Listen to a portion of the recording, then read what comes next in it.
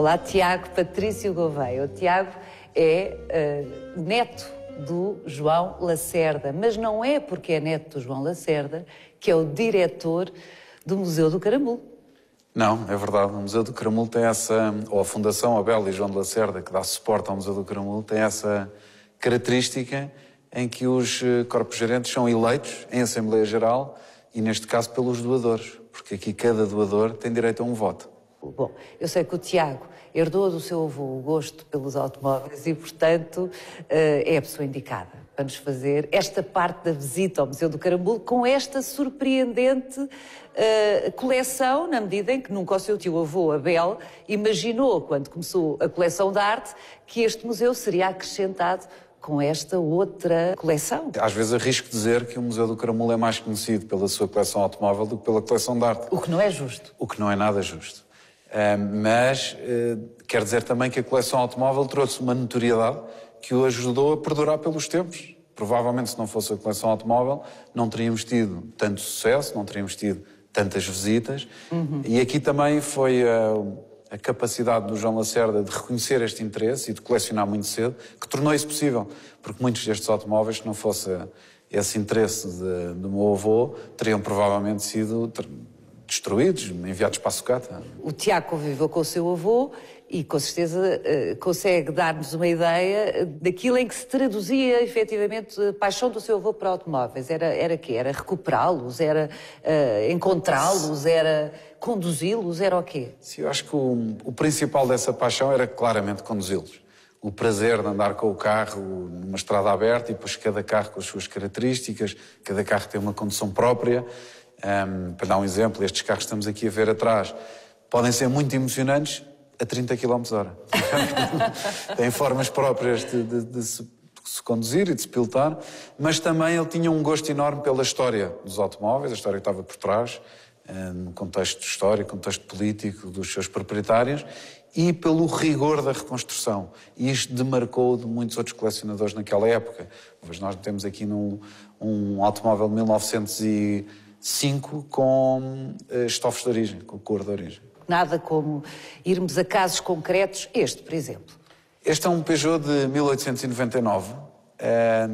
Foi dos primeiros automóveis a entrarem em Portugal. O primeiro automóvel a entrar em Portugal entrou em 1895. E tem uma história curiosa porque quando ele foi apresentado em asta pública e foi comprado, ninguém percebeu que era um automóvel. Ele não tinha um motor na altura.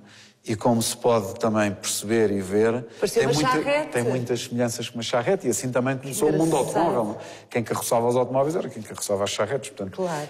Parte-se daquilo que temos à mão e os primeiros desenhos e os primeiros conceitos nascem muito daquilo que já existia. Como muitos dos nossos automóveis, entrado em provas de automóveis ao longo do mundo. Este fez, por exemplo, em 1995, o Paris-Bordeaux, que fizeram de 600 km em 3 dias. Dava 200 km por dia num carro que faz, no máximo, 30 km/h. E este? É um Darrac 1902, foi da família Nolasco Gonçalves, foi o primeiro proprietário, uma família de Coimbra. Foi o primeiro automóvel a entrar para Coimbra, tinha a matrícula número 1 de Coimbra. Foi neste automóvel que foi feito também o primeiro exame de condução em Coimbra, em que a família fez o exame, o pai e o filho, família Nolasco Gonçalves, e o examinador, que achou que este era um momento importantíssimo e que nunca tinha visto um automóvel, veio vestido de casaca e chapéu alto. Protagonizou também o primeiro acidente entre 2 automóveis em Coimbra. Deve ter sido terrível, que é 10 à hora. Acho que havia 2 automóveis em Coimbra, este e um Benz, e conseguiram chocar.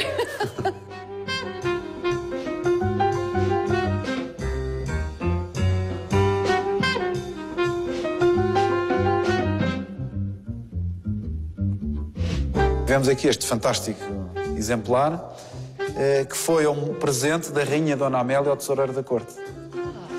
E que mais tarde o João de Lacerda encontra-o parado num palheiro e pergunta à viúva do tesoureiro o que é que ela queria pelo automóvel. E ela disse na altura que ela gostava mesmo de ter era um frigorífico, e assim foi. Fez-se um negócio trocando este de Dion Botton por um frigorífico.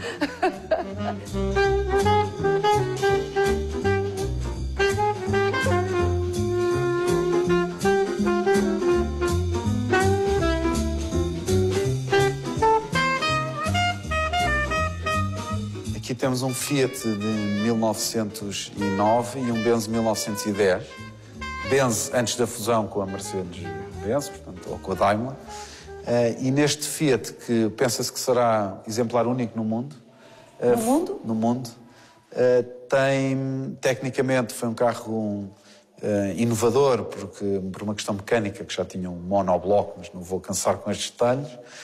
Mas tem esta característica muito interessante, aliás, ambos os automóveis, de ainda terem pintado nos radiadores as matrículas de época. E o S350 diz que é uma matrícula do Sul, número 350, e que mais tarde foi convertida em AA0350, que ainda nos lembramos de ver. Exatamente. Na rua. Nas estradas portuguesas.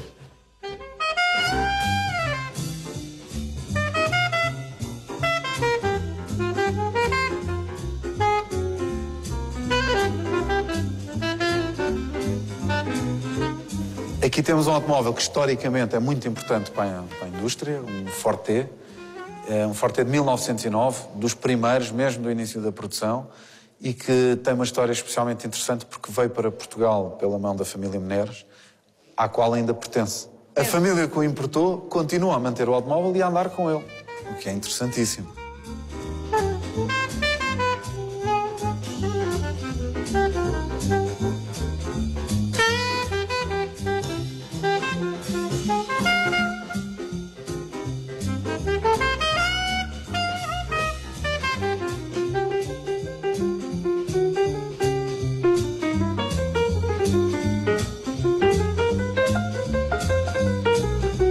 Tiago, os carros são tantos que vocês tiveram que construir este outro edifício.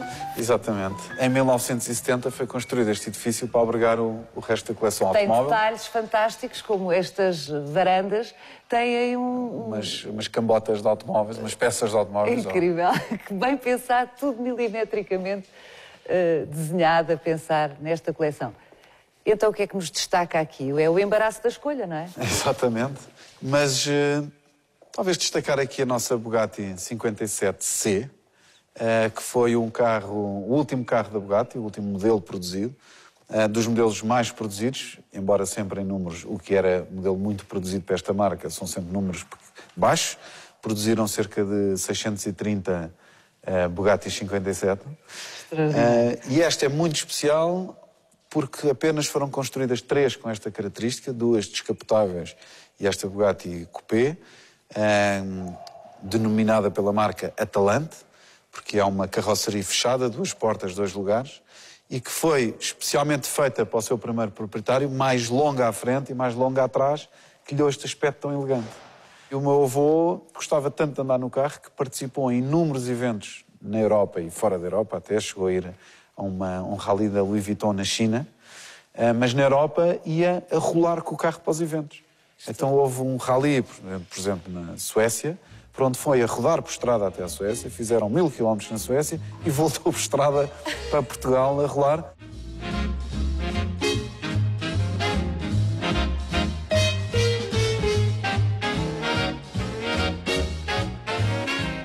Deste lado? Deste lado temos aqui o Cadillac 75, que foi o carro que Salazar usou no seu dia-a-dia, até ao fim da sua vida, e que eu acho especialmente interessante porque deve haver poucos chefes de Estado que tenham utilizado o mesmo automóvel. Até ao fim da vida já tinham os ministros, já andavam em carros modernos, mais baixos, Mercedes, com linhas dos anos 60, linhas modernas, e ele continuava a andar neste Cadillac, que depois veio para o museu. Quando chegou ao museu trazia capas nos estofos. para não gastar, para proteger. Gastar.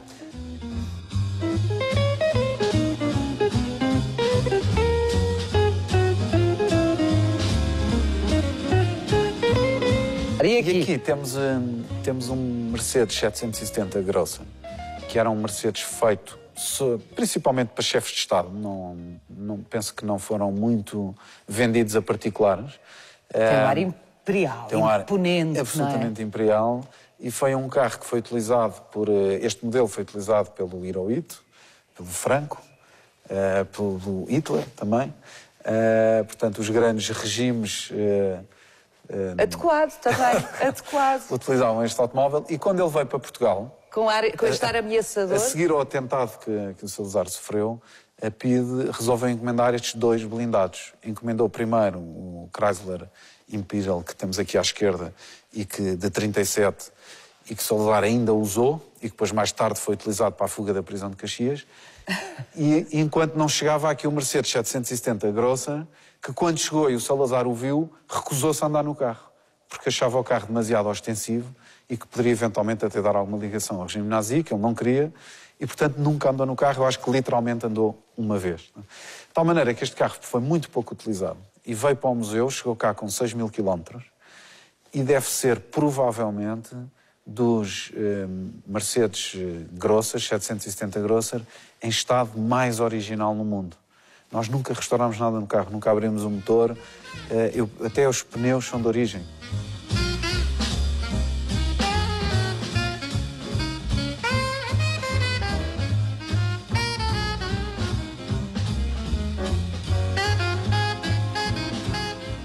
Este Rolls foi do príncipe Berhar da Índia, que o utilizava para ir à caça. E, portanto, estava pintado de branco, tinha suportes de armas, tinha holofotes. E quando ele resolveu vender o carro, pôs à venda em Inglaterra. E, na altura, quando se marcou a visita da Rainha Isabel II a Portugal, já não havia tempo de se encomendar um Rolls-Royce de raiz, porque demoram algum tempo a ser construídos. Portanto, optaram por comprar este usado, dar-lhe um ar mais sóbrio e finalmente veio para Portugal, onde passeou com a Rainha Isabel II, 1957. Depois em 57, o general Eisenhower, o Papa Paulo VI e o João Paulo II. Com o Papa Paulo VI foi engraçado, e acho que aqui também demonstra um bocadinho do nosso espírito português, porque o Papa Paulo VI percebeu que andaram num Rolls-Royce e não quis, porque também ele achava demasiado ostensivo e não queria dar essa imagem associada a um Papa, e, portanto, pediu para não utilizarem o Rolls-Royce.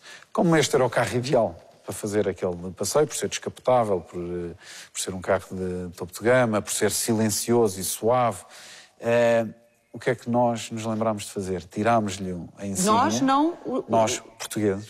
Nós, Estado português, tirámos-lhe a insígnia, o Spirit of Ecstasy, e pintámos o radiador de preto para que não se percebesse que estavam lá no Rolls-Royce.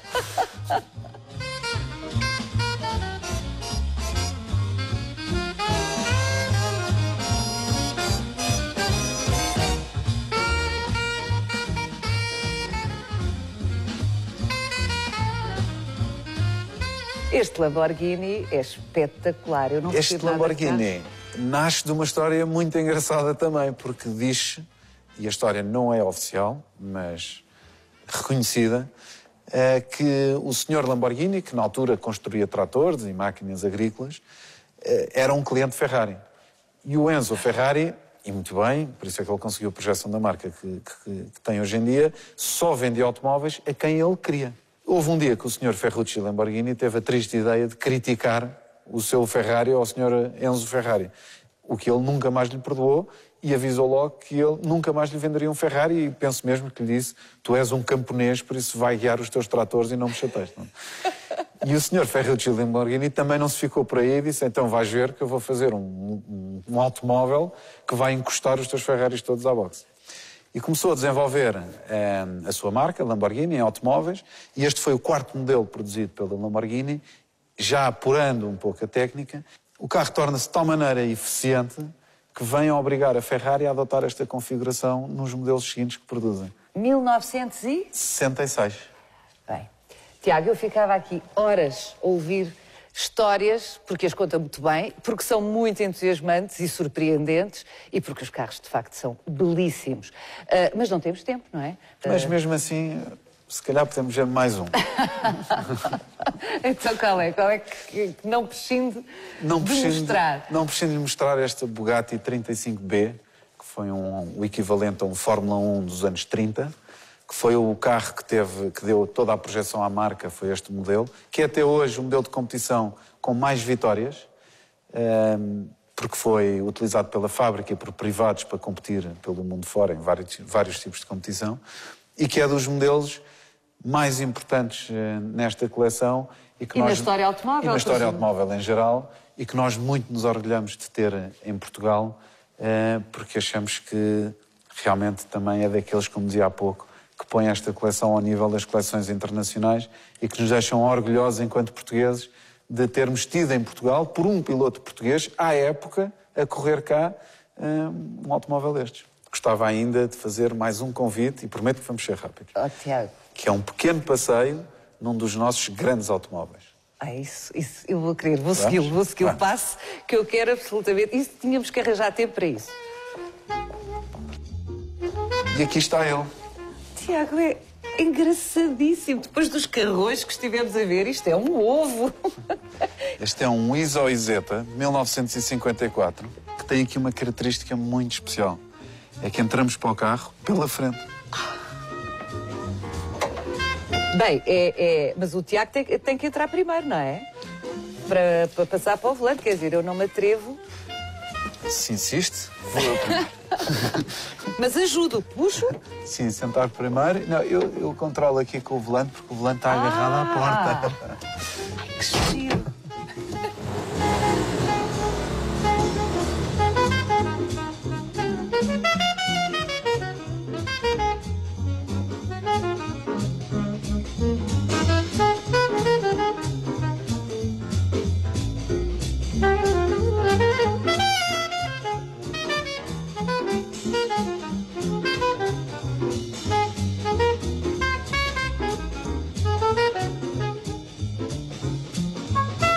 Siga-nos no nosso sítio e na nossa página de Facebook, onde encontra este e os outros episódios do Visita Guiada.